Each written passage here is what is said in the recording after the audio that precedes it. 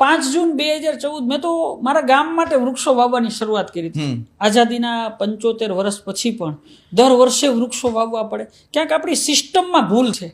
તમે એક પીપળો કે એક વડ વાવો ને એટલે 300 થી 400 વર્ષ સુધી ટકે. રાઈટ.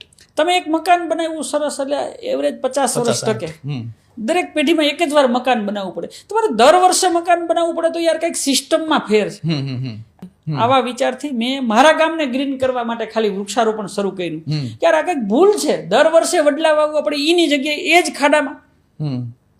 અમારી સ્કૂલ હોય તો દર વર્ષે એક જ ખાડામાં દર 15મી ઓગસ્ટે વૃક્ષારોપણ થાય. ધારાસભ્ય બદલે, સરપંચ બદલે, શિક્ષકો, વિદ્યાર્થીઓ બદલી જાય પણ એ ખાડો ન બદલે.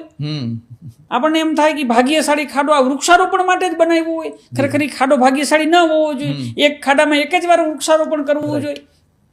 પણ ક્યાંક આપણી સિસ્ટમમાં ભૂલ છે. એટલે મેં એવું વિચાર્યું કે હું સલાહ આપું એના કરતાં હું ચાલુ કરી દઉં. અને જેટલા પણ ઝાડ વાવું ને એ જગ્યાએ 500 વર્ષ સુધી ઝાડની જગ્યા ન રહેવી જોઈએ. મેં તો મારા ગામમાં 1000 ઝાડ વાવ્યા, એક ટ્રેક્ટર ટેન્કર લીધું, મજૂર રાખ્યા અને પાણી પાવાનું શરૂ કર્યું. તો રિઝલ્ટ આવ્યું. આજુબાજુના 5 ગામમાં મને બોલાવ્યું. આમ કરતાં કરતાં છેલ્લા 10-11 વર્ષમાં 1,40,00,000 વૃક્ષો વાવી અને મોટા કરી દીધા. અત્યારે મારી પાસે 700 ટ્રેક્ટર છે, 700 ટેન્કર છે અને 4000 પેઇડ કર્મચારીઓ છે.